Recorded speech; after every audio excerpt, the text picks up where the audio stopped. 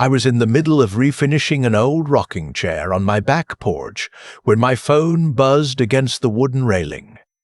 It was a Saturday morning in early October, the kind where the air still carries summer's warmth, but the leaves are already turning. I'd been looking forward to this weekend for months.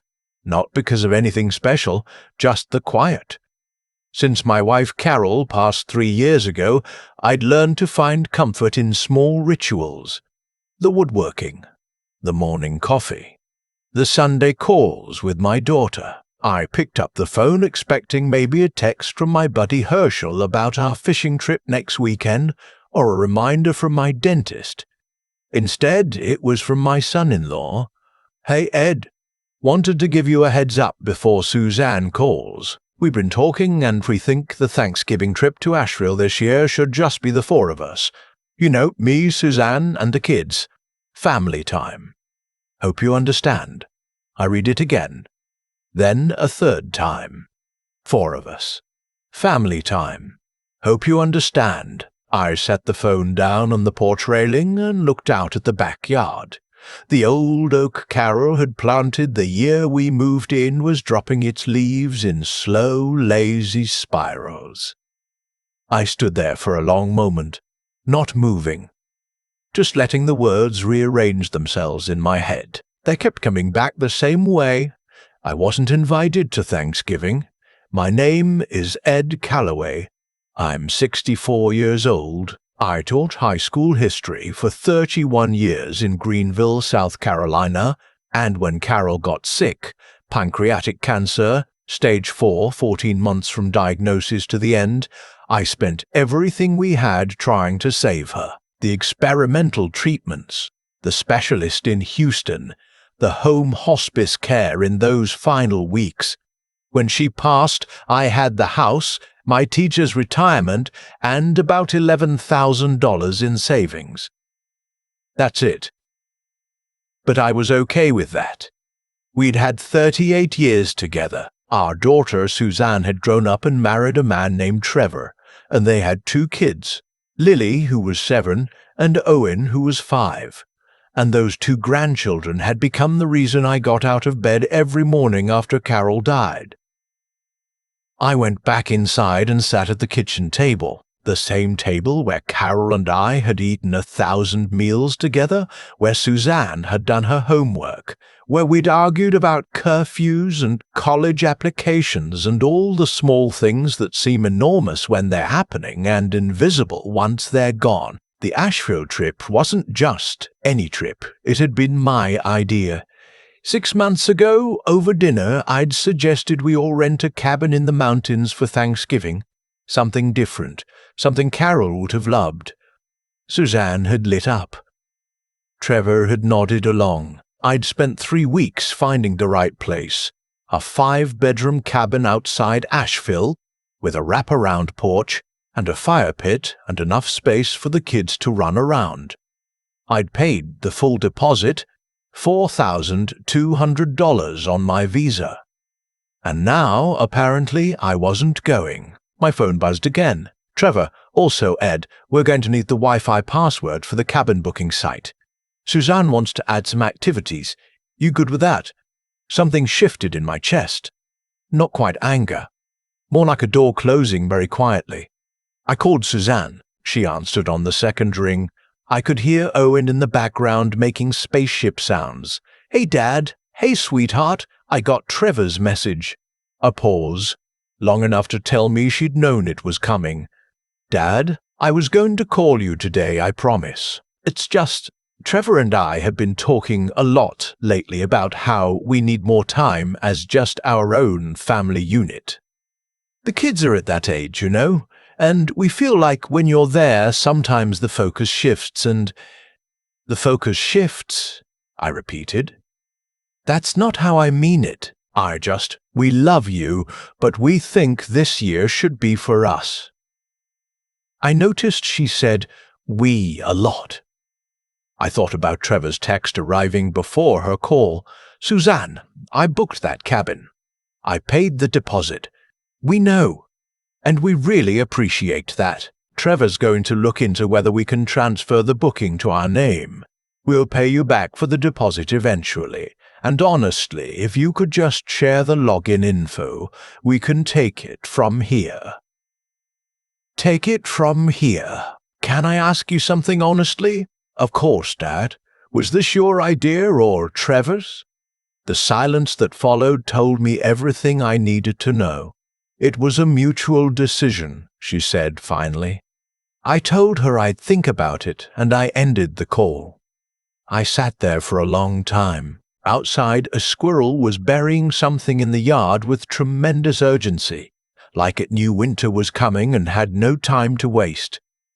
I watched it work while I thought about the last 4 years. When Carol died, Suzanne and Trevor had been married for 2 years. They were living in a 1-bedroom apartment in Charlotte, trying to save for a house. 3 months after the funeral, Trevor had come to me with numbers on his phone. Spreadsheets, mortgage calculators. They'd found a house in Huntersville, a good school district, a nice neighborhood. They needed help with the down payment. Could I pitch in $20,000? I hadn't hesitated. Suzanne was grieving. Trevor seemed solid, and honestly, doing something felt better than sitting still in the silence Carol had left behind. $20,000. My name went on nothing. It was a gift, not a loan, and I told myself that was fine. 6 months after they moved in, Lily was born. I drove up from Greenville at 4 a.m. when Suzanne went into labor because Trevor's mother lived in Phoenix and couldn't get a flight in time. I stayed for 2 weeks, sleeping on their couch, doing laundry, making dinners, taking the overnight shifts when Lily wouldn't stop crying so they could sleep. I drove back home exhausted and happy. Owen came 2 years later. Same thing. I was there, I stayed, I helped. Then came the summer Trevor's car died. He needed something reliable for his commute. Could I co-sign on a loan? His credit wasn't great. A couple of late payments in his 20s, and the dealership wanted a co-signer. $8,000 loan. I signed. He paid it off eventually. That part was fine.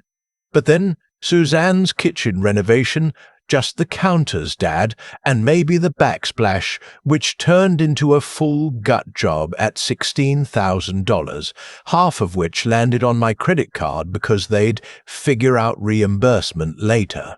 Then Owen's private preschool tuition when the public pre-K wait list was too long, $600 a month for 18 months. Then the vacation to Florida last spring that they put on my emergency card, just for the hotel, just for a few days. That turned into $1,900. I still hadn't seen back. None of it had felt like too much in the moment. Each thing on its own was reasonable. A father helping his daughter. A grandfather investing in his grandchildren. That's what you do. What I hadn't let myself see was the pattern. After I hung up with Suzanne, I opened my laptop and pulled up my credit card statements. I hadn't looked at them carefully in months. I paid the minimums, told myself I'd deal with it later. Now I added it up. Unauthorized charges. A weekend at a resort in Asheville back in March. They'd tested the card without asking.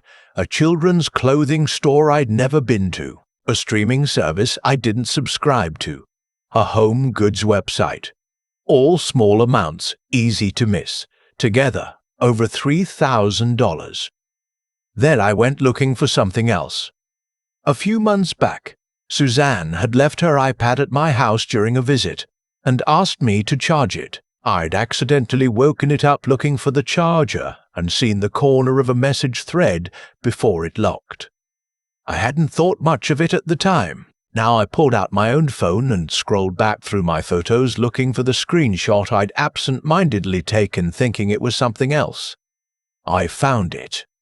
"Trevor, your dad keeps calling to check on the kids. It's too much. We need space from him." Suzanne, "I know, but if we push him away he might stop helping with things."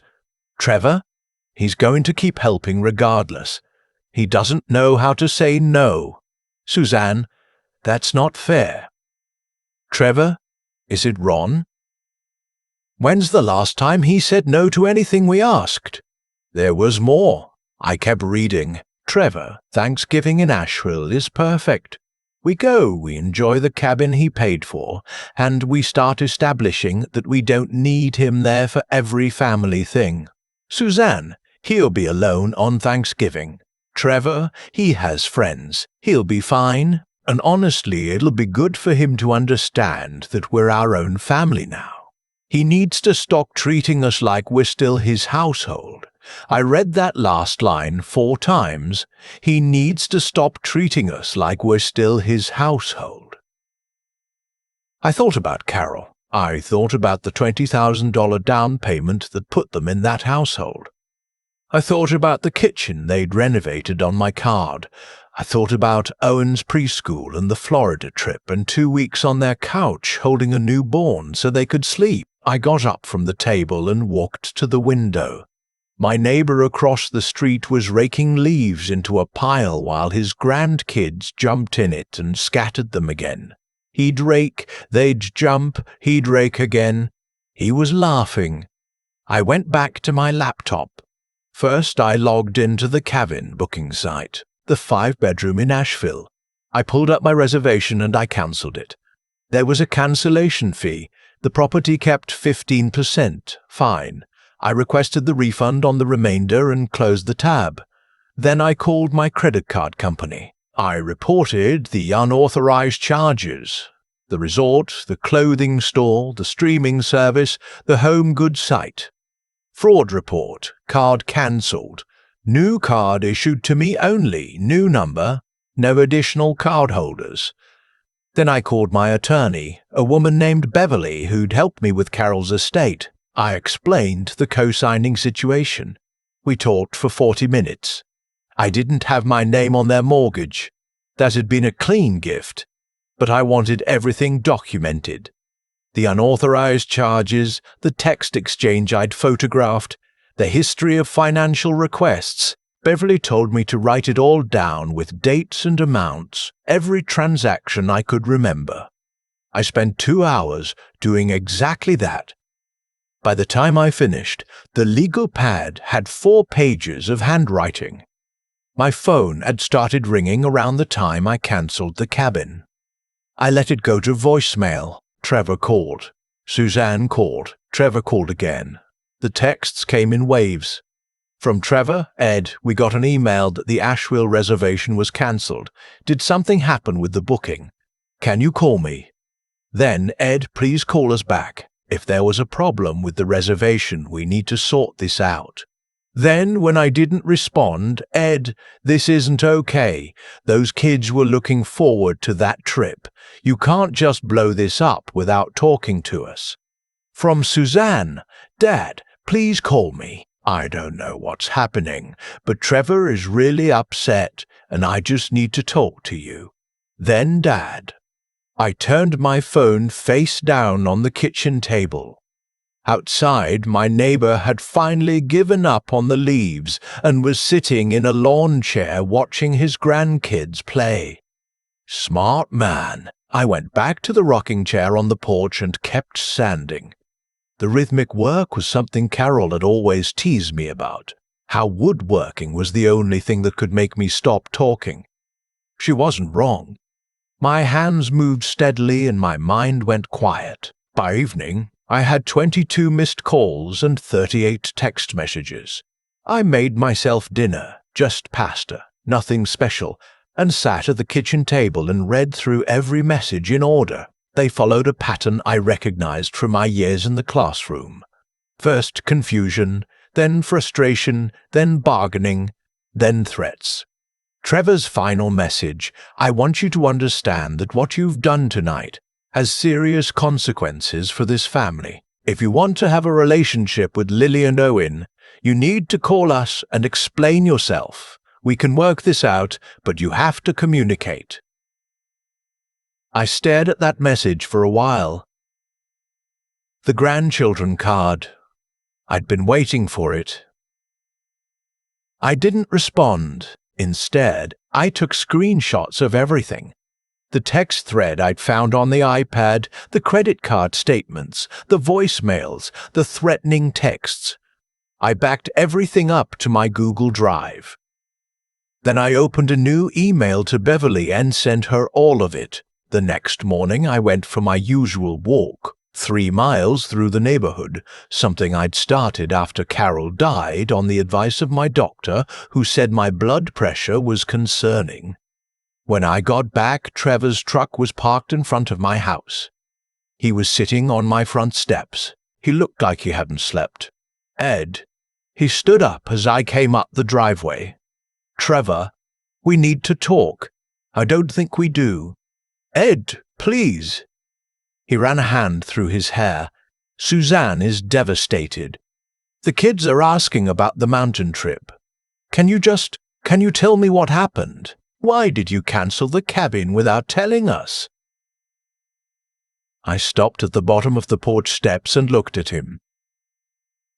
Trevor was 37 years old, a project manager at a construction firm, good at his job, good at organizing things. He was also very good at making other people feel like they were the unreasonable ones in any situation.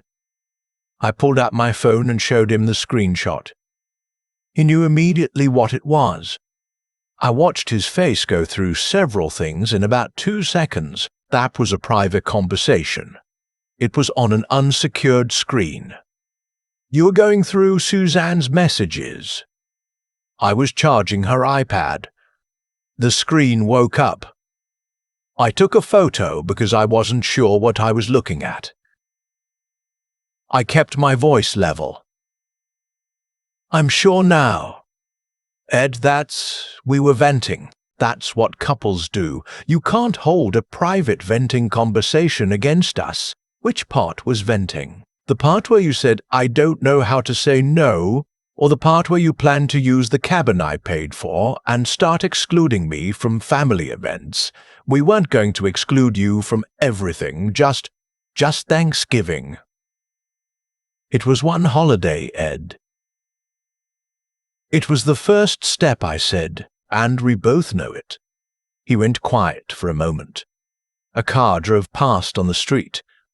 A dog barked somewhere. So what? You're just going to punish Suzanne and the kids because you're angry at me? I cancelled a reservation that was made in my name on my card at my initiative. That's not punishment. That's me making a decision about my own property. Those kids were excited about those mountains. Then you book them a trip to the mountains. You're their father. His jaw tightened. We can't afford. I know, I said. I know exactly what you can and can't afford. I've been subsidizing the difference for 4 years. He didn't have an answer for that. Trevor, I'm going to ask you something and I'd like a straight answer. In the last 4 years, how much money have you and Suzanne received from me? Not just the down payment. All of it. The countertops, Owen's preschool, the Florida trip, the charges on my emergency card. He looked at the ground. I want a number, I said. I don't know the exact, roughly. He didn't answer. I added it up last night, I said. It's north of $60,000. That's not counting my time, the 2 weeks on your couch when Lily was born. The times I drove 4 hours round trip to watch the kids so you could have a weekend away. The repair work I did on your fence last summer for free. I'd never said any of this out loud before. It felt strange. Like reading from a document someone else had written about my life. We never asked you to. You asked me for every dollar. Silence. I'm not angry, Trevor, I said, and I meant it mostly. I'm clear. There's a difference. What I'm clear about is that I was operating under a set of assumptions that weren't accurate. I thought we were family helping family. I didn't understand that I was a resource being managed. That's not. It's what the text said. He looked up at me then, and for just a moment, I saw something that might have been shame, or might have been calculation. I wasn't sure anymore which it was with Trevor. "What do you want?" he said finally. "I want you to go home. I want you to tell Suzanne to call me when she's ready to have an honest conversation. Not about the cabin, not about money, but about what kind of relationship we actually want to have going forward." He drove away without another word. I went inside and called Beverly. We talked for another hour. She walked me through what I needed to know about grandparent visitation rights in South Carolina. The bar was high, but given my consistent involvement in the children's lives, if things escalated, I had options. She advised me to document every interaction, keep everything civil on my end, be the reasonable one in every written exchange. Then she said something that surprised me. "Ed, these situations almost always resolve themselves eventually. People tend to come around when they realize what they're actually losing. Give it time." I told her I hoped she was right. The next few weeks were quiet in the way an empty house is quiet. Not peaceful, just absent. Suzanne called on a Wednesday evening, about 10 days after everything. I answered. "Dad." Her voice was thinner than usual. "Suzanne." A long pause. "I owe you an apology." "Okay. I mean a real one. I'm not calling because Trevor told me to. I'm calling because I read the whole text thread again, and I read what I wrote, and I'm ashamed, Dad. That's the only word for it." I didn't say anything for a moment. "When your mom got sick," I said, "one of the things I had to figure out was the difference between helping because you want to and helping because you're afraid of what happens if you stop. I had to learn that lesson about myself. I think you and Trevor have been afraid of what happens if you stop." She was crying quietly on the other end. "The thing is," I continued, "that's not your fault entirely. I made it easy. Every time you came to me, I said yes. I never once talked about limits. I let myself believe that being useful was the same as being valued. You are valued, Dad. I think you love me, sweetheart. I'm not sure you and Trevor have valued me the same way. But I think that can change if we're honest with each other." She exhaled. "What do we do now? We start over. Different terms. No more emergency card. No more co-signing anything. When I do things for you and the kids, it's because I want to, not because I'm afraid of losing access to my grandchildren." "Trevor said something about the visitation thing, and I want you to know I would never. I believe you. Talk to your husband." After we hung up, I sat in the kitchen for a long time. Then I got out my legal pad and started a different kind of list. Not debts. Things I'd been putting off for 3 years because I'd been too busy filling in gaps in other people's lives. Iceland. My friend Herschel had been talking about fishing in Iceland for a decade. A woodworking class at the local art center. Hand-cut joinery. Something I'd always wanted to learn. Getting my boat out of storage. The boat had been sitting under a tarp in my cousin's barn since Carol died because somehow it had seemed wrong to go out on the water without her. Now I thought maybe it would be right. The Thanksgiving came and went. I drove to Herschel's place in Spartanburg and had dinner with him and his wife and her enormous extended family, 17 people around 2 tables pushed together, chaos and cornbread and football on the TV. I laughed more that evening than I had in months. On the Sunday after Thanksgiving, Suzanne brought the kids over to my house. Just her and the kids. Trevor stayed home, and I didn't ask why. Lily wanted to know why I had sawdust on my shirt. Owen found a stick in the yard and became immediately convinced it was a sword. We made hot chocolate and watched a nature documentary about oceans, and Lily fell asleep on the couch with her head on my knee before it was over. When Suzanne carried her out to the car, she stopped on the porch and hugged me for a long moment. "I'm sorry, Dad. I'm really sorry. I know you are. Are we going to be okay?" I thought about it honestly before I answered. "We're going to be different." "Different can be okay." She nodded, and I watched her buckle the kids in and drive away. The street was quiet. The October cold had settled in for real now, and the oak tree in the yard was almost bare. Over the winter, things shifted slowly. Suzanne and Trevor had some hard months. I heard pieces of it from Suzanne when she called, which she did more often now, without an agenda. Trevor was in counseling. They were in couples therapy. The financial pressure without my safety net was real, and they were having to make choices they'd avoided for years. Suzanne picked up more hours at work.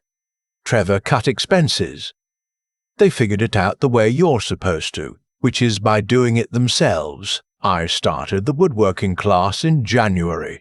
Every Tuesday evening, 6 of us around a workbench, a patient instructor named Vince, who didn't care that I was the oldest in the class by 15 years. By March, I'd made a jewelry box I was genuinely proud of. I started a second one for Lily. In the spring, Herschel and I booked the Iceland trip for September. When I told Suzanne, she was quiet for a second, then said, "Dad, that's incredible. Send me pictures." She sounded like she meant it. The court hadn't needed to get involved. The implicit threat in Trevor's messages had stayed implicit. They never actually blocked my access to the kids. After Suzanne and I talked honestly, the visit settled into something real. Every other weekend, and a Tuesday evening here and there, Lily and Owen at my kitchen table, sawdust on everything.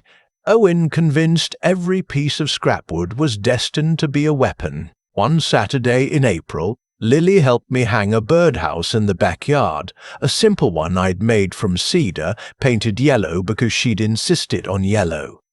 We stood back and looked at it together. "Grandpa," she said, "do you think birds will actually want to live there?" "I think so. We just have to be patient." She considered this with the gravity of a 7-year-old confronting a significant philosophical question. "What if they pick someone else's yard?" "Then we make it nicer next time," I said. "That's kind of how everything works." She accepted that and went to look for Owen, who had wandered off in the direction of the fence with a piece of scrapwood and unclear intentions.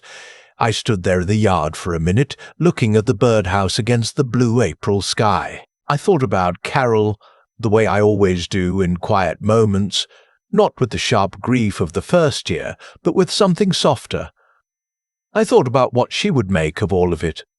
The texts, the cabin, the cancelled card, the slow, unsteady rebuild. She would have been angrier than I was, probably. She'd had a much shorter fuse. But she also would have been the first one to say that Suzanne was still her daughter. That family was worth fighting for the right way. The right way. I was still figuring out what that meant. What I knew was that it involved being honest about what I could give and clear about what I needed in return. It meant that love and financial support were not the same thing. It meant that being a grandfather didn't require me to make myself invisible. And it meant that I was allowed to want things. A fishing trip. A woodworking class. A Tuesday evening to myself. A Thanksgiving where I was actually wanted at the table. I was still Ed Calloway. I still had the house Carol and I had shared for 31 years, the retirement I'd earned, the oak tree in the backyard. I had less money than I'd started with and more clarity than I'd had in years, and in the accounting I'd been doing lately, that felt like the better side of the ledger. In September, Herschel and I landed in Reykjavik on a Tuesday afternoon. Cold, grey, beautiful. We spent 10 days driving around the ring road. fishing rivers I couldn't pronounce, eating lamb soup in towns so small they didn't show up on the maps we'd downloaded. On our last morning, we stood at the edge of a basalt sea cliff watching the waves come in, and I thought Carol would have loved this, not with sadness, just with the simple, clear truth of it. She would have loved this, and I was here, and that was something. I sent Suzanne a photo of the cliffs with no caption. She replied, "Beautiful, Dad. I'm glad you're there." And she was. I could tell she meant it. That was new. Not everything was repaired. There were still hard conversations ahead, still the careful work of learning to trust differently. Trevor and I were civil, which was probably all we were going to be for a while, and I'd made my peace with that. The money I'd spent over those 4 years was gone, and I wasn't getting it back, and I'd stopped expecting to. What I'd gotten instead was harder to put a number on. The Tuesday evenings with Lily and Owen. The trip to Iceland. The jewelry box I'd made that now sat on Lily's dresser with 3 plastic horses and a rock she'd found at the park. The birdhouse. The knowledge that I could set a limit and survive it. Not just survive it, but come out the other side still standing, still myself. The waves hit the cliffs below us and fell back and came again. Steady. Indifferent. Sure of themselves in a way I was slowly learning to be. "You all right?" Herschel asked. I thought about it. "Yeah," I said. "Actually, yeah." He nodded, like that was the right answer, and we stood there in the cold a while longer, watching the Atlantic do what it had always done, which was not need anything from anyone, just move.